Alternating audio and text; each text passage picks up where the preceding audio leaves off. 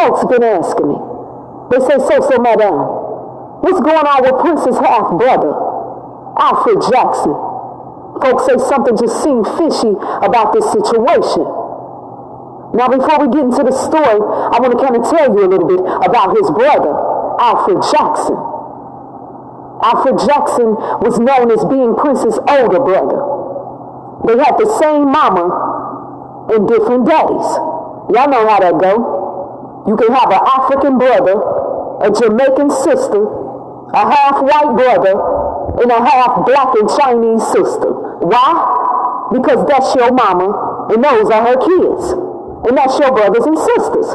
So folks was asking, oh, him and his brother ain't look shit alike. Is that his brother for real? Yeah. They had the same mama, but different daddies. Prince's brother, Alfred Jackson, he was a Vietnam veteran who served in the Air Force. And then he lived many years at the St. Cloud, Minnesota VA Medical Center after being honorably discharged. Y'all know most of them veterans, when they get out the Army, okay, them VAs and shit be sitting up there waiting for them.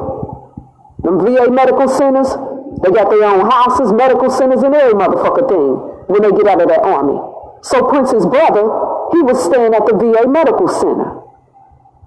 It was a man by the name of Frank Wheaton, who was known as being Alfred Jackson's lawyer. He described Prince's brother, Alfred Jackson, as being a genuinely warm human being. He said he was almost angelic-like. So to put it quite simple, he said that Prince's brother had a kind personality. And he was very pleasant to be around. Now we come to today, and we hear that Prince's brother has passed away. The report stated that Alfred Jackson was found unresponsive by someone at his home around 10:30 a.m. And this was in his Kansas City, Missouri home. The police said he died of natural causes, and there wasn't no foul play included or involved in his death. Y'all ready to go deeper down this rabbit hole tonight? I said, are you ready to go deeper down this rabbit hole the fucking night? Well, come on, let's do it. When I looked deeper into this situation, something stuck out to me like a sore thumb. When Prince died in April 2016, he didn't have a will, and he didn't have kids to pass his money and his estate down to. So Prince's estate affairs was split between Tika Nelson, that's his sister, and Prince's other half siblings. So it don't take no rocket scientist to see all this shit going on. All of this shit that's going on is all about the motherfucker what? The money. The money. The fucker money. Okay, now, I want to shed some light on some things. I want you to see this right here. You might not have noticed this, but that's why I'm coming to put the light on it. Prince's brother, Alfred Jackson, he was one of the first ones to speak out after Prince died. He was the first one to speak out. After Prince, they said, oh, Prince done died. Oh, you seen his face everywhere. I said he was the first one to speak out.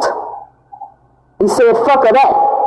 I ain't talked to my brother Prince in 15 years, but I got some shitter to fucking say right now. Alfred Jackson was on all the motherfucking Entertainment Tonight shows, all the news shows, and everything. So what is So Madam saying? The plan was already in motion. The powers that be say, guess what? Powers that be say, we're going to get him to speak first. Why?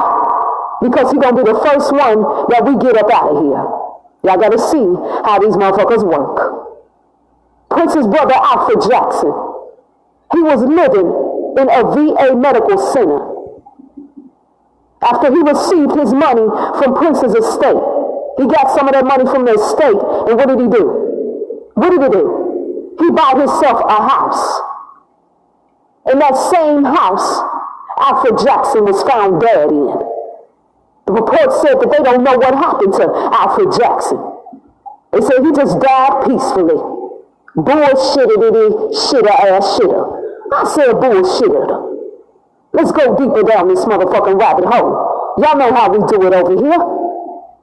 How old was Alfred Jackson?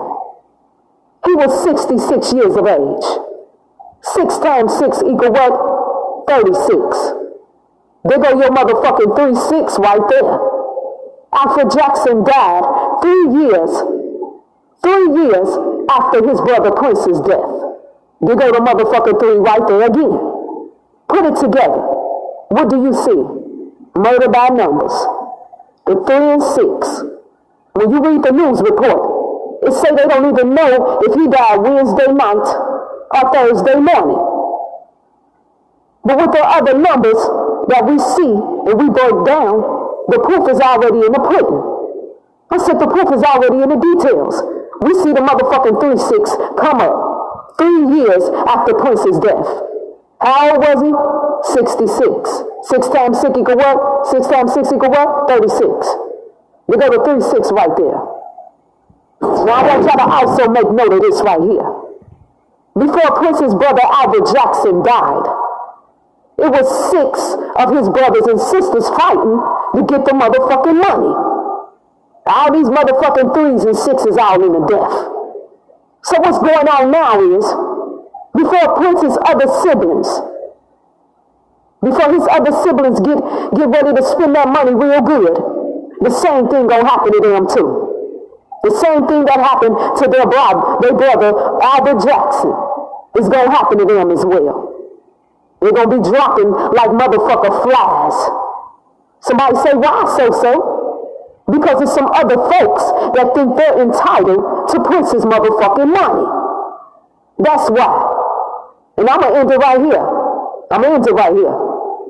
Prince got tons of motherfucking unrecorded music. I say he got tons of fucking unrecorded music sitting in his motherfucking studio.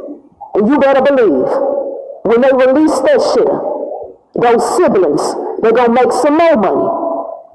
And with more money, you got more motherfucking what? Problems. Catch that on flick. What I just said, put it together. It's all about money. And they trying to take out his whole motherfucking bloodline for that motherfucking money. After they gone, who gonna get it? Okay. Leave it under the comments. After his brothers and sisters go, who entitled to the money? You better believe it. The record companies who put out the music and everything else. And the ones who gonna just put their motherfucking hands in the pot and get theirs. So you tell me, was this a setup? Or did he just go because it was his time?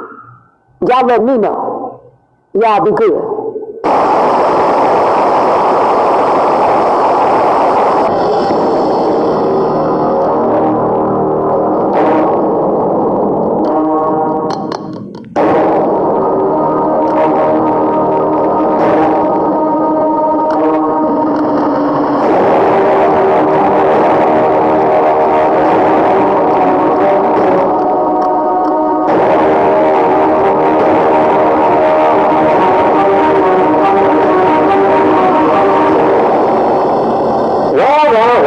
What we have here. We got an update, and we also have another estate battle. That's right, folks. I'm not talking about another battle with the Prince estate. I'm talking about a battle with Prince's older brother, or should I say Prince's older half-brother, Alfred Jackson's estate. That's right. This thing gets interesting, everyone. Alfred Jackson, I'm just going to summarize this petition that was submitted a couple days ago to Carver County. But Alfred Jackson's brother, who is not a sibling of Prince, he's Alfred's brother, okay? Not related as a sibling to Prince, but Alfred's brother. His brother, Sean Jackson, apparently has submitted a petition to the courts, to the probate courts there in Missouri. He is challenging the will that was submitted for Alfred Jackson. He is stating in his petition many concerns that he and also another brother of Alfred, Bruce Jackson, had regarding Alfred. In this petition, they're stating that they were very how do we say, concern about people coming around Alfred and befriending him and trying to exert influence on him. And, well, their concerns apparently have actually come to light. It actually happened. In this petition, it does state that we have a Raphael Van Exel, who, if you've been following this case, his name has come up, I would say, since Alfred's death, his name has come up, and now he's apparently been involved with Alfred. Him and another gentleman by the name of Leonardo da Vinci Stark. Now, let me run this whole thing down. Leonardo da Vinci Stark is an attorney out of Florida. He is a licensed attorney in Florida. And Raphael Van Exel lives in West Hollywood, California. It's a pretty long way from Missouri. But somehow, they got involved with Alfred, right?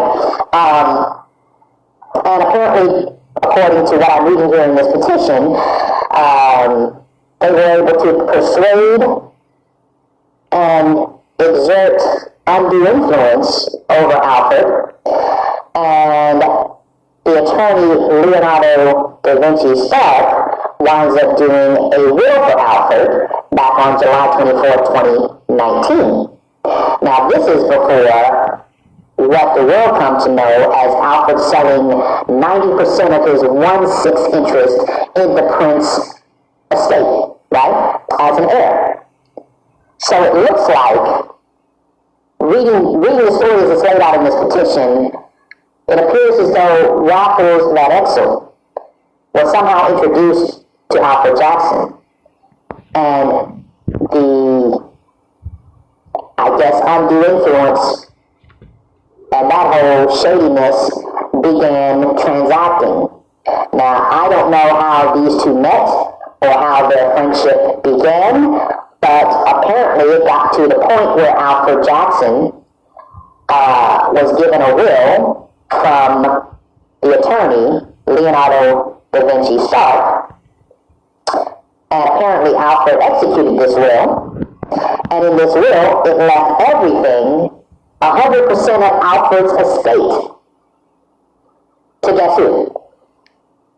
You got it. Raphael Van Exel. A person he had not known very long, a person who was not a family member,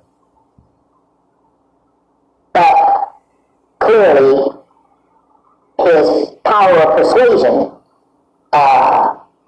in building whatever kind of relationship he built with Alfred to get him to execute a will that would leave him 100% of Alfred's estate was pretty powerful.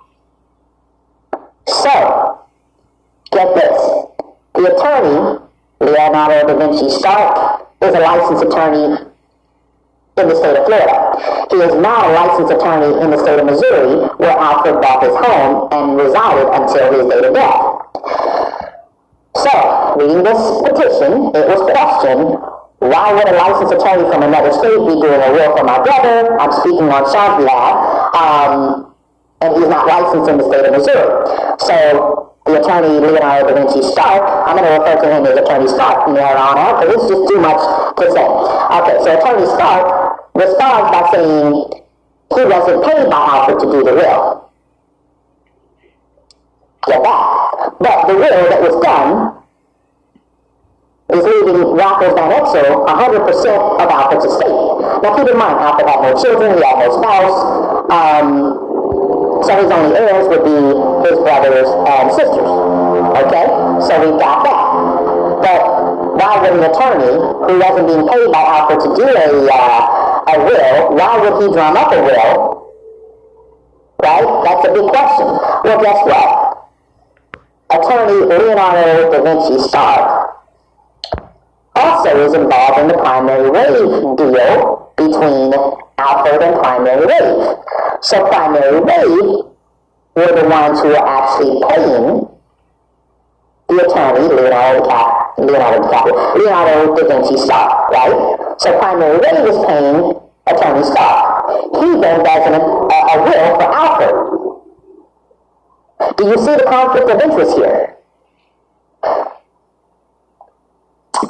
Stark is involved in the primary wave deal with Alfred, and primarily, he does a will, leaving everything to Raffles Van Exel, who is not a family member, who has not been a lifelong friend, who is just coming to the scene of Alfred's life sometime after he moved to Missouri.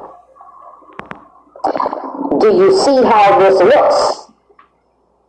Okay, so Sean Jackson, who is Alfred's brother, has got himself an attorney. I would like to say, welcome to the game, Sean. Welcome to the game. Oh, the ride is going to be rough, so be prepared. Okay, so getting back to his petition, what Sean cites here, and his reason for challenging this will, is basically saying that the will was not properly executed by the laws of Missouri, and that Alfred did not have the mental or medical capacity, and basically wasn't intelligent enough to understand most basic decisions. So he really wouldn't understand what he was signing and why, if he even signed it. It does list here that Alfred suffered from Parkinson's disease. He was taking various medications. He basically didn't have the mental capacity. He wasn't of sound mind. He was taking a lot of medications, and there were plenty other things that were going on with him, which he should not have been signing anything such as a will without first speaking to, guess who?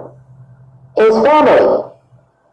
Now, when you say, how could a guy like this move from Minneapolis to Missouri? Well, he moved from Minneapolis to Missouri because both his brother, Bruce, and Sean live in Missouri. And they were basically, what it appears here in this petition, they were basically caretakers for Alfred. So somehow, the way this petition is making it out, Raffles Van Exel,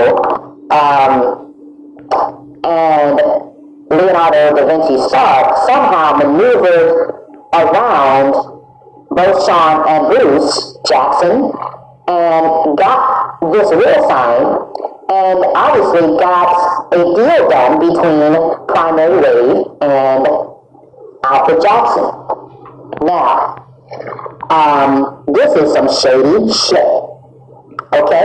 I'll just tell you, when it comes to probate cases and contesting a will, challenging a will, all of these things here that have been put in this petition, as far as Alfred's mental, physical, and medical state, he had no business signing any kind of legal documents whatsoever.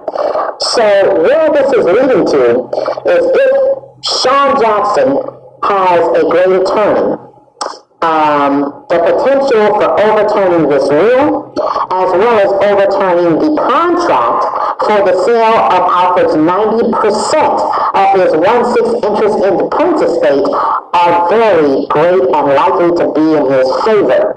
I don't know, and I can't speak for what a Missouri probate judge will do or rule, but I will tell you, as we all know, if you are not of sound mind body, you shouldn't be signing legal documents if you're not in the capacity to understand what you are signing. This shouldn't be done. And I will just tell you, in my own experience,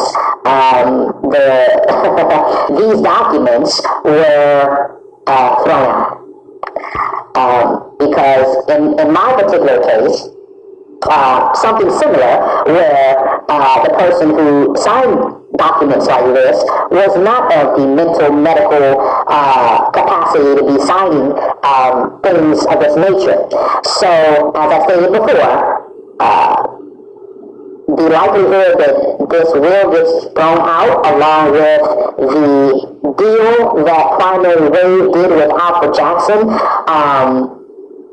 the likelihood of those things being overturned and thrown out greatly weigh in Sean Jackson's favor, because I'm pretty sure as a caretaker and as a sibling, he should know the mental history as well as the capacity of his brother. And I'm sure they can speak to that in many documents as well as testify. So this is pretty huge in the sense that if the primary wave contract for the sale of 90% of Alfred's 1/6 interest in Prince's estate gets thrown out, and keep in mind from what I'm reading in his petition, the money has not been transferred to Alfred yet. It sits in a trust account, I guess, because this petition has come up. Since the money has not been transferred, the contract hasn't been executed either. And this will challenge or contest just very well may throw both the will and the contract for sale of interest out the door. What does that mean to the Prince estate and the Prince probate case? Well, that means that primary wave's interest then shrinks to less than the 30% that we were told or read primary wave was holding, which makes them less of an interested party to the Prince estate case. But what we're finding that is just overwhelmingly it boggles the mind is that this Raffles Van Exel from West Hollywood, California, and his YouTube videos of how he circumvents and gets involved with celebrities and networks his way into their lives is basically him telling you what he's done to get close to Alfred Jackson. Now you've got an attorney doing the will, leaving 100% of Alfred's estate to someone he hasn't known very long, and to someone who apparently has, as indicated in this petition, a very sketchy history with celebrities. So that's the update on the new estate battle, and where we sit now with Alfred Jackson, who is, passed away over the summer, and what has come to light through his brother, Sean Jackson. And I must applaud you, Sean, for seeing this for what it is and taking action. If you need an ear and someone who has gone through a probate challenge, please reach out to this channel and we can have discussions that I'm sure will assist you in your course of action. But as you all know, laws in states vary, and we cannot